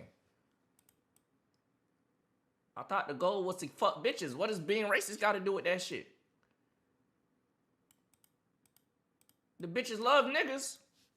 The host of the purposes of this, their individual fears, prejudices, and vulnerabilities. And perhaps most importantly for the purposes of this story, he's also one of the most influential voices in the MAGA movement, the host of the War Room podcast, and the man who arguably Of the what? Wait, hold on. Bring it back. The personal information of tens of millions of Facebook users without their consent to build psychographic profiles and micro-target voters with political advertising designed to exploit their individual fears, prejudices, and vulnerabilities. And perhaps most importantly for the purposes of this story, he's also one of the most influential voices in the MAGA movement, the host of the War Room podcast, and the man who arguably did more than any other single person to build the ideological basis of America's far right. And he appears in the Epstein files almost 2,000 times.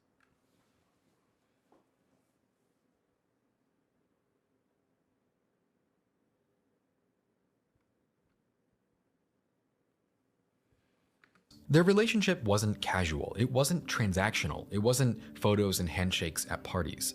It was, by any honest reading of these emails, one of the closest and most significant friendships of the last decade of Jeffrey Epstein's life. After meeting in 2017, Epstein and Bannon began texting constantly, sharing political intelligence. Meeting in 2017. She's a lot hotter than I remember. She was also so wet at the end of that interview. 2017, Epstein and Bannon began texting. I roared with laughter. Yo, gang, you're a fucking crumb, gang. What do you roared with laughter? Constantly, sharing political intelligence, mocking Donald Trump behind his back. Of the last decade of Jeffrey Epstein's life. Gang. After meeting in 2017, Epstein and Bannon began texting constantly, sharing political intelligence. He's also competitive, which only reinforces how stupid Trump is. To think I worked this hard for 10 years to get psycho Chris running the country. Mocking Donald Trump behind his back and scheming on how to reshape global politics together. At the same time, Bannon was helping Epstein rehab his PR. They recorded dozens of hours of interviews to help Epstein change his image. He told him, "You're engaging, you're not threatening, you don't look at all creepy." Do you think you're the devil himself? No, but I do have a good mirror. In April of 2019, Bannon writes to Epstein, "We must counter the narrative that says the who traffics in female children to be by the world's most powerful, richest men. This is one of the most influential female children that can't be redeemed. That's why we let them blow up the argument while showing the 12 you redeemed. Children to be by the world's most powerful, richest men. This is one of the most influential political operatives alive. The man who came up with Trumpism and designed the right-wing resurgence that dominates politics today, sitting in Jeffrey Epstein's corner." Yo, that shit that y'all tout and you got MAGA all over that shit was created by a fucking pedophile, freak-ass, freaky-deaky-ass niggas. All them times you typing about for the betterment of the people and children, that shit's out the window, gang. Yo, the whole movement was created by a fucking disgusting, by Epstein's bestie, my nigga. Epstein's bestie, your whole movement, my nigga. Everything you gotta say is thrown out the fucking window, bro. Trying to help him All fix his that finger image. pointing, Even on the very same day, you're harming the youth. This to this. We need to make this great, gang, my nigga. Epstein was arrested. Y'all movement his was last day founded alive by as a free fucking man. degenerate, They were fucking texting about disgusting- meeting up for breakfast to continue their project of making Epstein look better and bring him back into the public eye. The last message reads, Like, how's niggas all so canceled. retarded, my nigga? There's a lot of content I'm not going to cover in this video. Niggas And that's not because dumb. the They files know have what they become doing. such a They're not dumb. powerful, Niggas not dumb. They know never-ending what they stream doing. of disgust and horror that Niggas there's don't no actually, point in that's the thing, niggas don't actually care about no betterment, no people. They don't care about no fucking kids. They don't care about degenerate. They don't care. All they, you're sharing this to the youth. They don't give a fuck. It's just a talking point for niggas to win arguments and debates and shit. They don't care. They don't actually give a fuck. None of them motherfuckers. trying to cover all of it. I think at this point, we all get it. The Epstein files made it clear that his crimes were worse than most people imagined. It's worse than the government was willing to admit. The world allowed it to continue when it could have been stopped many times over, and that Epstein was not just a pedophile, but somehow more connected to the highest levels of global politics and economics than anyone ever thought. There are elected politicians walking out of classified briefings right now saying that they saw evidence of crimes against girls as young as 9. There are 14.6 terabytes of what the FBI called obscene material. There are dozens of folders labeled child sex abuse material not scanned. And it all sits in between Epstein rubbing elbows with the most powerful people alive. And all of this comes from the years of Epstein's life where he was supposedly in hiding, supposedly disgraced by his crimes. All this stuff where Bill Gates and Elon Musk and Peter Thiel are meeting up with him, a former prime minister of Israel stayed at his apartment 50 times, helped him invest in companies, Saudi billionaires are helping him buy islands. This was while he was in exile. Barack Obama's White House legal counsel was flying on his planes, sending him kissy emojis, calling him up to ask for gifts of handbags and shit. This bitch was probably getting all top bukkake by that nigga and his crew. That's Obama lawyer right there. This bitch. Shoes. The man who is today the United States Secretary of Commerce right now lied under oath about doing business. Obama ain't clean. Yo, gang, there's not a single nigga. The closest thing you got is that his lawyer was cool with was in ties with the nigga. They tried to search Obama's name in the files. That nigga had no communication with the nigga. business with Epstein and vacationing on his island with his wife and kids. Then there's the tech billionaires. Almost every person who's now considered one of America's oligarchs, our country's— That's another thing though, Chad. I ain't even talking about Obama, just in general. These are just shit that's in his emails. Whatever other devices used for communication, in-person conversations, we probably don't know the half of it, gang. We probably really don't know the half of this shit, gang. I'm being 100, bro. I'm being 100.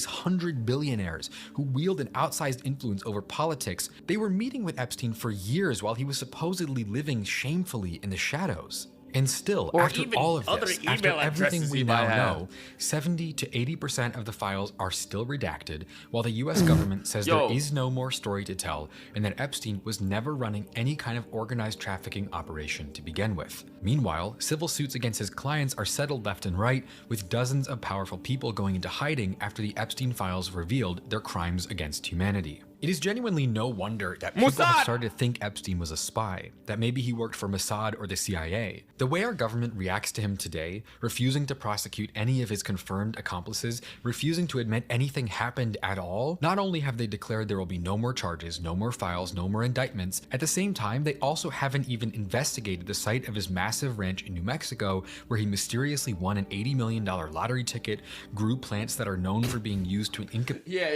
Jeffrey Epstein wanted $80 million. Yeah, I'm sure, buddy. Yeah, I'm fucking sure.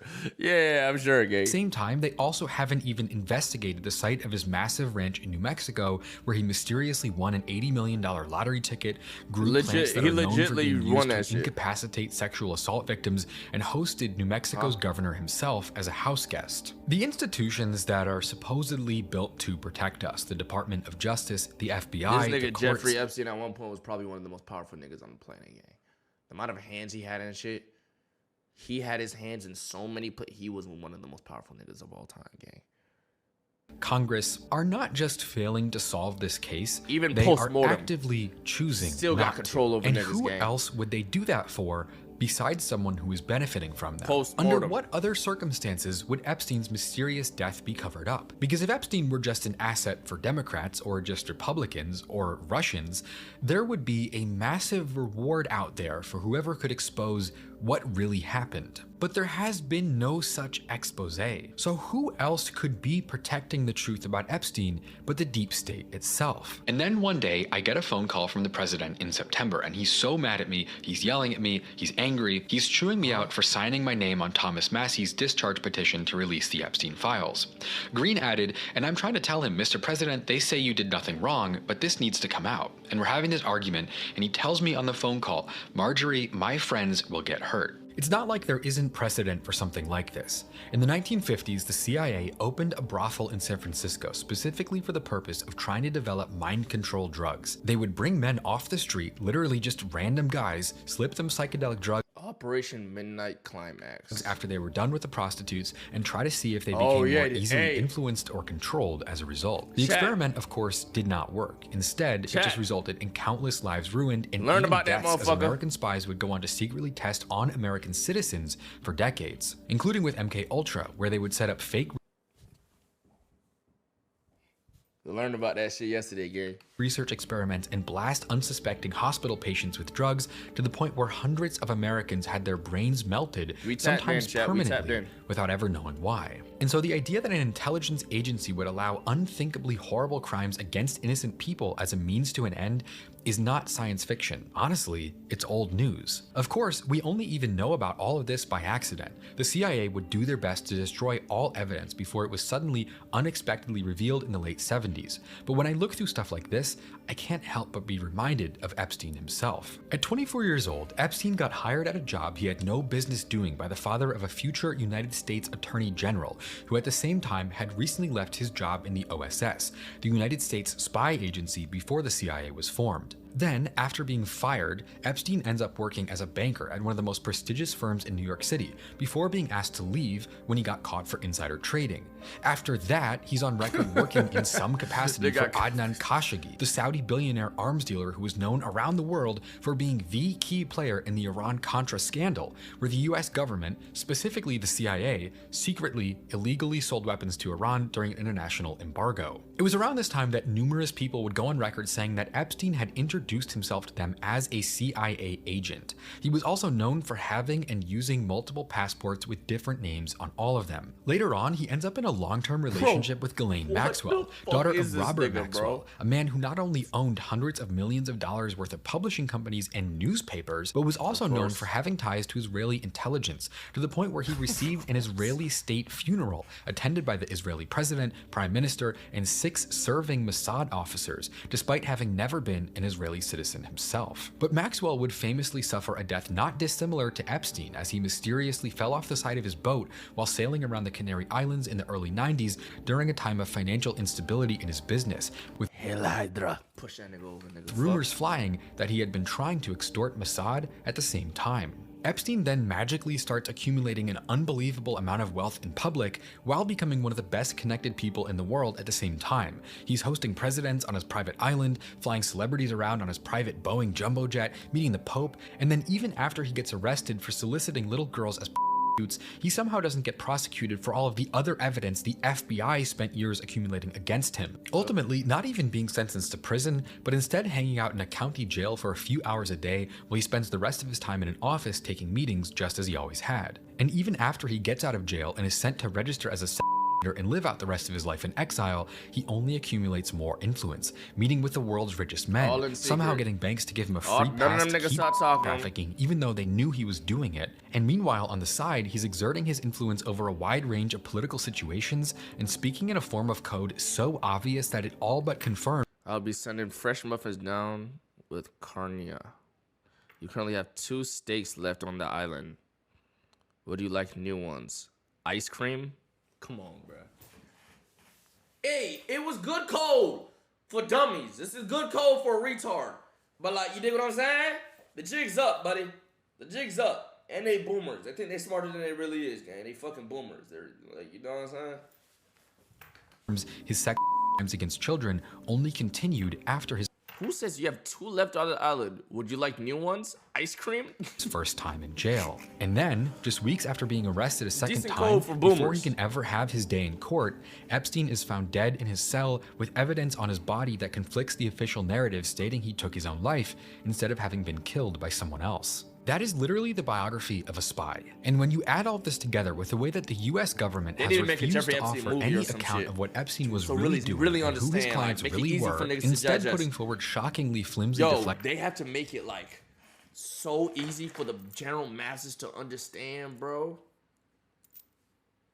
Really open niggas' eyes, bro. And excuses, it starts to look an awful lot like Epstein may have never gotten away with anything, but instead was part of a much bigger machine than we currently understand. He was rich for essentially no explainable reason, has a history going back decades of international spy involvement, claiming to be a spy in front of other people, was given a huge break after he was caught the first time, with multiple people involved in his 2006 arrest saying that they were basically told not to pursue the case because of how important he was, and then you add in the fact that he was literally killed the next time they got him. My point is that the Epstein files aren't just about what one man did. Epstein was a monster, you know. Maybe he was eating babies, maybe he was breeding kids in an underground lab in New Mexico, and then it's okay, he's bad, it was gross.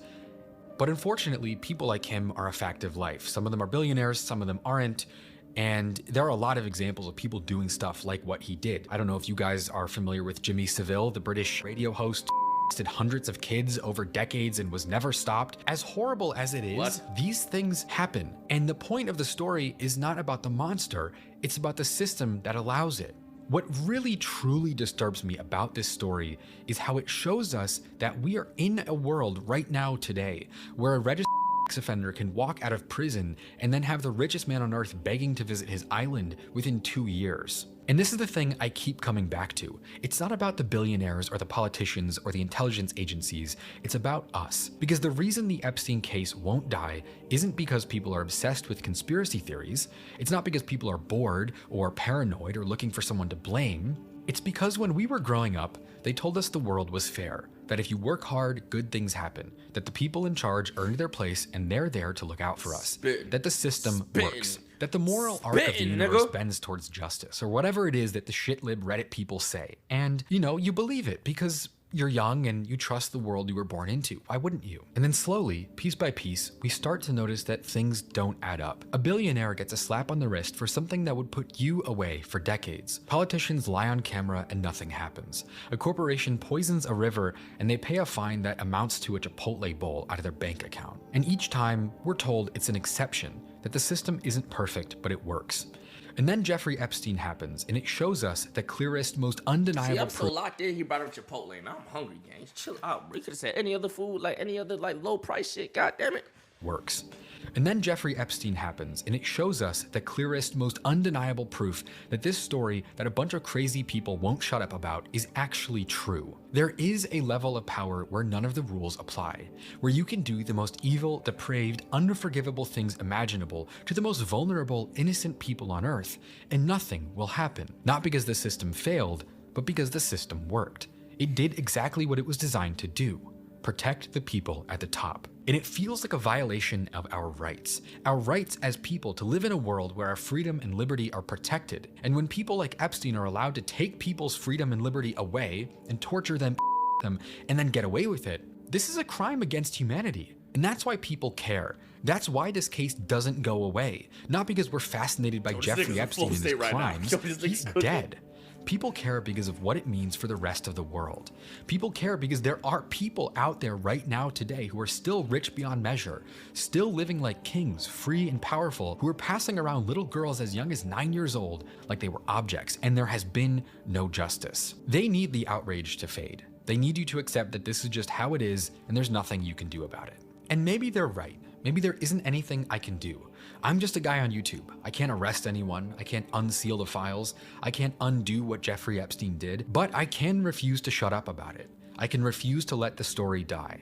I can say, look at what they did. Look at who knew. Look at who's still walking free, and look at the world we actually live in.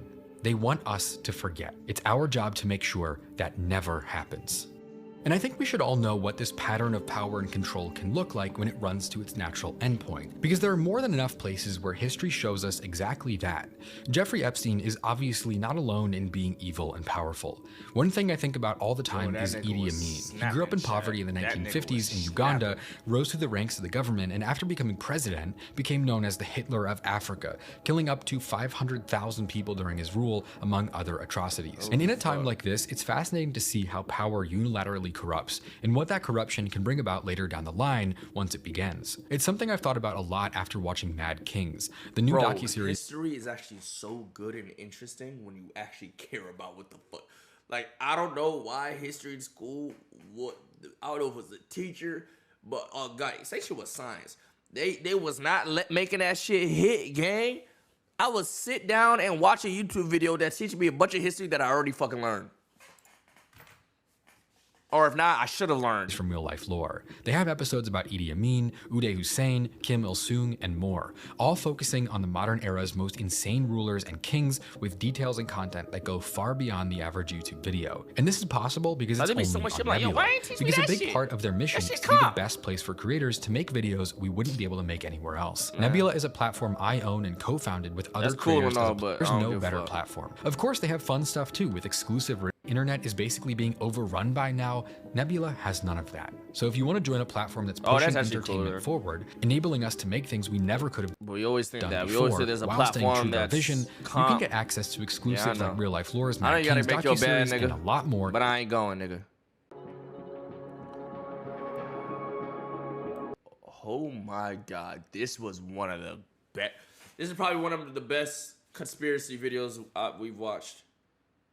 And the Pizzagate one.